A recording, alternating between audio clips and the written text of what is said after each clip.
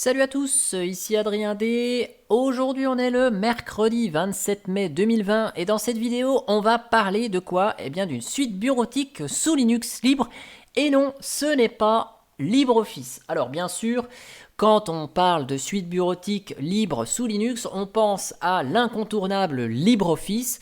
LibreOffice, vous le connaissez tous, c'est cette suite bureautique qui contient les 6 modules document Writer, classeur Calc, un module de présentation Impress, un module de dessin Draw, qui vous permet aussi d'éditer les fichiers PDF, le contenu d'un PDF, un éditeur de formules, LibreOffice Math, et un outil qui vous permet de vous connecter à des bases de données et créer des bases de données LibreOffice Base. Voilà. Donc la plupart des utilisations de cette suite bureautique, moi à titre personnel et professionnel, ce ne sont que les 3 premiers modules. Le module document pour la rédaction de mon mémoire quand j'étais à l'école, les rédactions de rapports de stage, et puis prendre des petits comptes rendus, des cours, etc. Le document Writer, parfait. Au travail, j'utilise pareil Writer pour faire des procédures, rédiger quelques lettres qui vont être éventuellement faites en publi-postage avec un classeur LibreOffice Calc. Le classeur LibreOffice Calc, je l'utilise pour ouvrir des CSV, je l'utilise pour suivre mes comptes, je l'utilise pour faire des graphiques et des statistiques au boulot, voilà. Et puis Impress, l'outil de présentation, je l'utilise ici pour faire soit des présentations dans les réunions, soit quand j'ai présenté mon mémoire de fin d'année, etc. Il faut faire une présentation, diaporama, un PowerPoint, on va dire ça par abus de langage. Et donc, présentation Impress le fait parfaitement bien. Voilà. Et après, ces autres modules-là, je ne les utilise quasiment jamais. Le module base de données, je l'utilise juste au boulot pour interroger une base de données MySQL et remonter les infos dans le classeur Calc. Voilà. Mais on ne va pas parler de LibreOffice, on va parler de OnlyOffice. Oui, puisque OnlyOffice est aussi une autre suite bureautique disponible sous Windows, Mac et Linux. Alors vous allez me dire, mais tu n'as pas déjà parlé de OnlyOffice? Si, j'en ai déjà parlé dans le C'est quoi qui dit sur l'installation d'un cloud sous Debian avec Nextcloud. On avait installé le serveur de documents qui était un produit aussi de OnlyOffice et donc qui permet l'édition collaborative dans le cloud et éventuellement j'avais testé 2-3 autres bricoles. Ici, comme la création de graphiques et tout ça, on en avait parlé dans le C'est quoi qui dit que la vidéo ne charge pas. Voilà. Ici, donc tableau, etc., etc. Donc ça, c'était la version en ligne, mais il existe une version à installer sur son PC. C'est dans l'onglet téléchargement, ça s'appelle éditeur pour PC. Voilà. Donc si vous voulez aller voir le code source, vous pouvez le trouver sur GitHub. Voilà, si ça vous intéresse, vous ne faites pas confiance aux logiciels qui n'ont pas le code source ouvert, vous pouvez aller voir ici. Voilà, vous pouvez aller naviguer. Voilà, libre, hop, super. Voilà, je veux voir à quoi ça ressemble. Super. Ouais, vous avez le code, les machins, les trucs, tout ce qui vous intéresse. Donc ça, ok. C'est dispo pour Windows, Mac et Linux. Donc je vais commencer en bas. Windows 32-64 bits, Windows 7, 8, 10. Vous l'avez pour macOS aussi dispo. Et vous l'avez sous Linux. Alors soit en version portable, fameuse AppImage, qui fonctionne sur toutes les distributions Linux normalement. Et par contre, l'AppImage, il ne se met pas à jour et l'intégration dans le système n'est pas top. Ça veut dire que là, par exemple, vous voyez, avec un AppImage, vous ne pouvez pas aller définir l'application OnlyOffice pour s'ouvrir par défaut dans le type de fichier. C'est beaucoup moins pratique. Donc vous pouvez l'installer en dur, soit avec un paquet deb si vous êtes sur Debian, Ubuntu et consorts. Vous pouvez installer le paquet RPM si vous êtes sur Fedora, CentOS, Red Hat et dérivés. Vous pouvez installer le paquet Snap depuis le Snap Store ou le paquet Flatpak en provenance de FlatHub. Alors, ça, c'est la présentation de OnlyOffice et de ce que je faisais, moi, de la bureautique LibreOffice. Alors, je vous rassure, je vais continuer d'utiliser LibreOffice, mais je veux quand même vous montrer OnlyOffice parce que cette suite bureautique, elle a le mérite d'exister avec seulement 3 modules, nous sommes d'accord, mais c'est les 3 modules les plus couramment utilisés et peut-être que ça peut répondre à votre besoin, ça peut vous intéresser, cette suite bureautique. C'est pour cela que je la présente dans cette vidéo. Donc, dans les paramètres, il n'y a pas 36 000 choses. Vous avez nom d'utilisateur, c'est le nom d'utilisateur qui sera le propriétaire de la création des documents. Et ici, vous pouvez choisir la langue. Donc, il y a le support complet du français. Vous pouvez connecter OnlyOffice direct à votre cloud, donc Nextcloud ou OnCloud. Donc ça, c'est pratique. Comme ça, vous pouvez voir directement dans OnlyOffice les documents qui sont sur votre cloud. Ça, c'est pratique. Voilà. Vous pouvez ouvrir des fichiers locaux, évidemment. Vous avez une vue sur les fichiers récents. Et donc, on va commencer par faire quoi? Par utiliser et vous présenter rapidement le premier module, à savoir le module document. Donc, l'équivalent de Word. Vous voyez, c'est une présentation ici par défaut par ruban. Voilà, donc vous avez accès aux paramètres avancés dans chacun des modules. Voilà, donc vous pouvez activer pas mal de choses. Vous pouvez modifier les métadonnées du document. Vous avez des infos sur le document. Ok, vous pouvez protéger le document.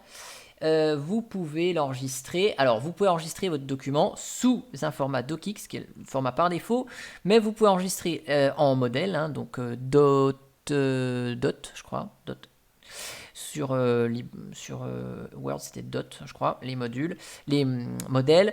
Vous pouvez enregistrer au format ODT, et donc ça lit parfaitement les fichiers ODT, évidemment, et en modèle, et ça lit les RTF, les TXT, les PDF. Okay. Vous pouvez enregistrer en PDF directement. Donc c'est ni plus ni moins qu'un éditeur de texte traditionnel. Enfin, voilà, ça ressemble vraiment à Word ici. Donc là, vous avez la gestion des styles et tout ce qui va bien. Hein. Donc par exemple, rapport d'audit pour moi de sécurité. Hop.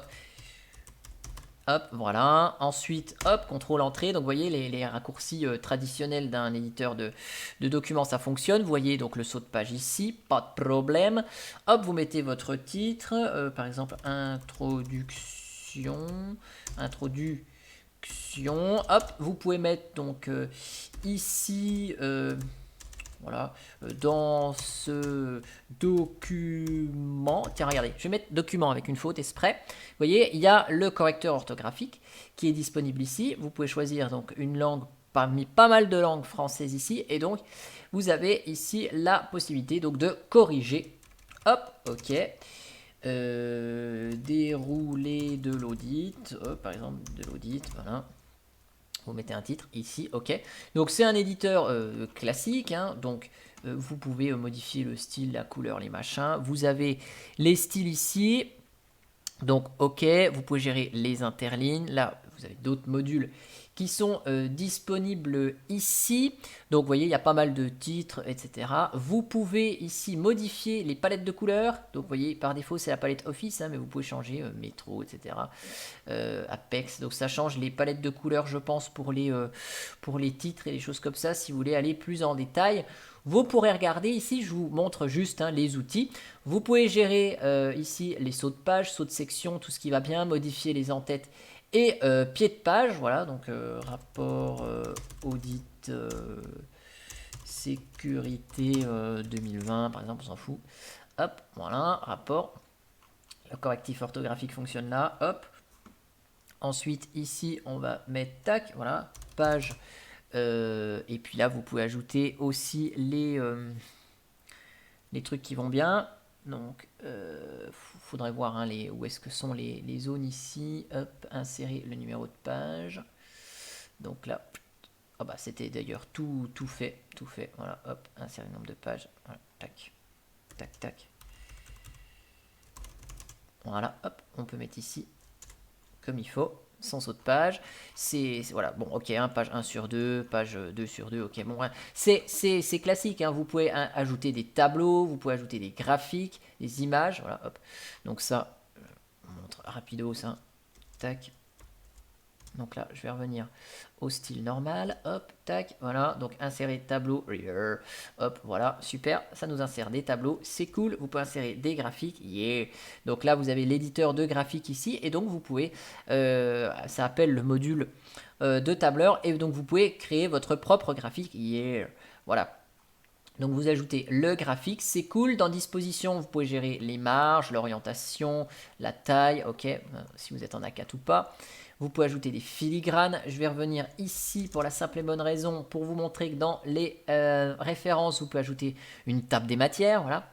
Donc c'est un outil classique, il y a tout ce qu'il faut pour de l'utilisation basique, hein, note de bas de page, lien hypertexte, signé, collaboration. Donc vous pouvez, pareil, faire du travail collaboratif et donc suivre les modifications, qui a fait quoi, etc. Si vous êtes plusieurs à bosser dessus, vous pouvez protéger le document et après vous avez quelques modules complémentaires qui sont disponibles ici. Donc ça, c'était le module tableur.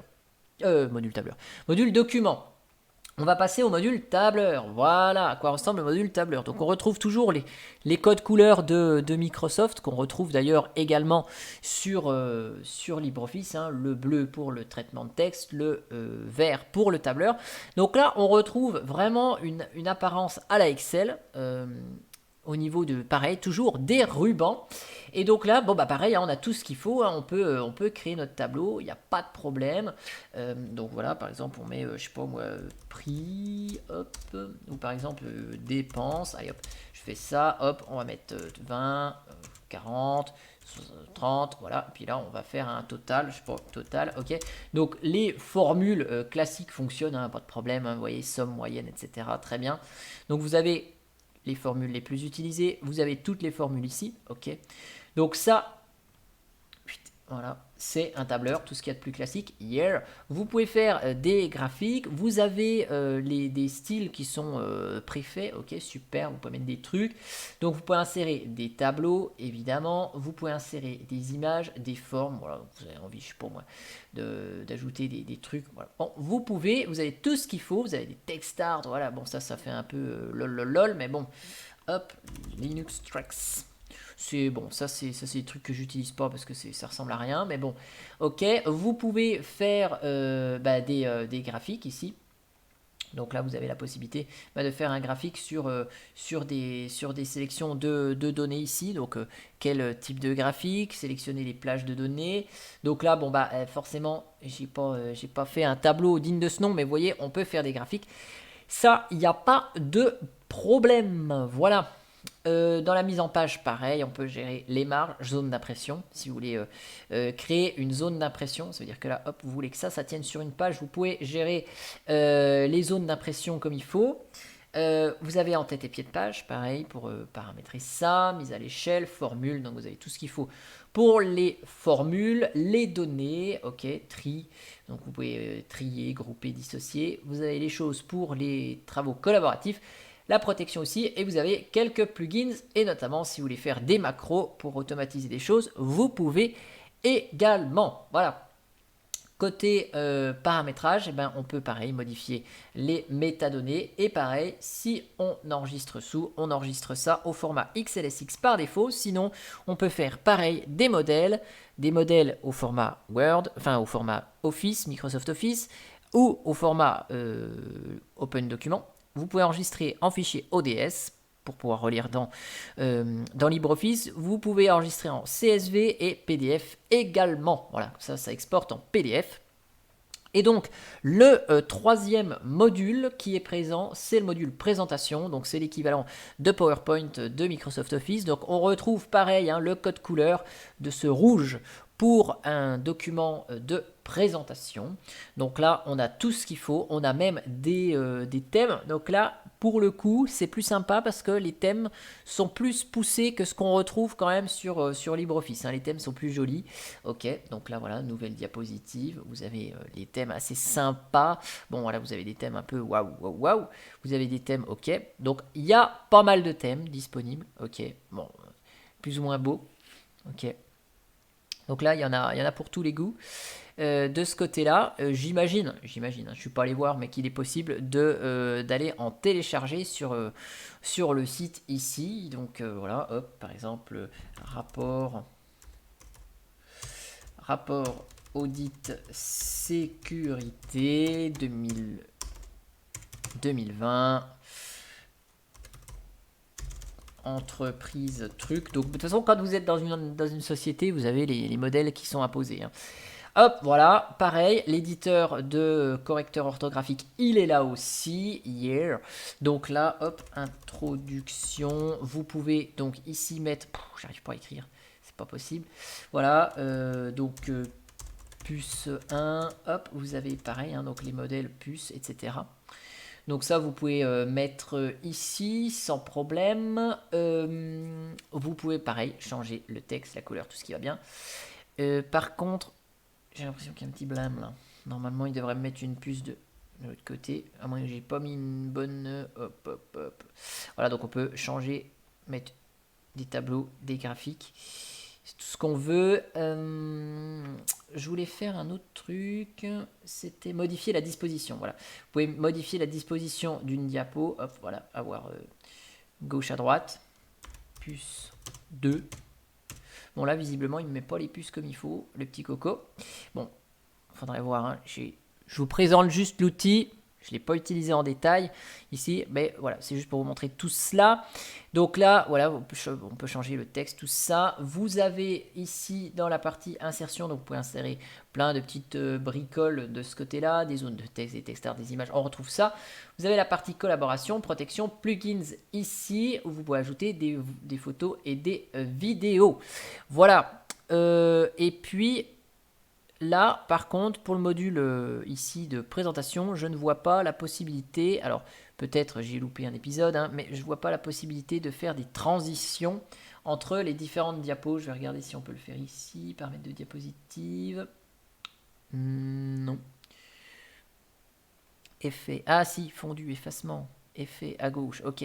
Donc on peut faire ici les transitions par là, ok, c'est ici, paramètres de la diapositive. Ça se paramètre directement dans la diapositive elle-même. Et donc j'imagine que les raccourcis traditionnels tels que F5, non, ne fonctionnent pas. Hop. Donc on va regarder pour démarrer le diaporama. Here, voilà, hop. Donc vous pouvez ici démarrer le diaporama, modifier la disposition de diapositive, ok. Dès le début.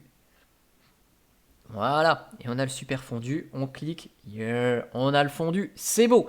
Alors là, on a le fondu ici, par contre, pour ici, les puces qu'on va vouloir mettre petit à petit, il y a sans doute un truc pour gérer les animations, hein, pour pas que tout arrive en même temps. Il faudrait voir comment ça fonctionne. Là, j'ai pas regardé, je vous fais juste cette vidéo de présentation rapidement. Si ça vous intéresse, en tout cas, vous pouvez aller plus loin dans les détails et voir comment le tout fonctionne de manière un peu plus en détail. Hein, parce que ici, là, je vois pas juste comme ça à titre informatif, paramètres. Voilà, je vois pas comment appliquer, voilà, faire apparaître celui-ci, puis celui-ci, les fameuses animations dans les diapositives. C'est sans doute quelque part, hein, ça doit exister. Mais je ne trouve pas comme ça de ce côté-là. Voilà. Donc, c'était une petite présentation de OnlyOffice. À la limite, ces petites fonctionnalités qui manquent ici, si vous n'utilisez pas le diaporama, vous pouvez ne pas l'utiliser, par exemple.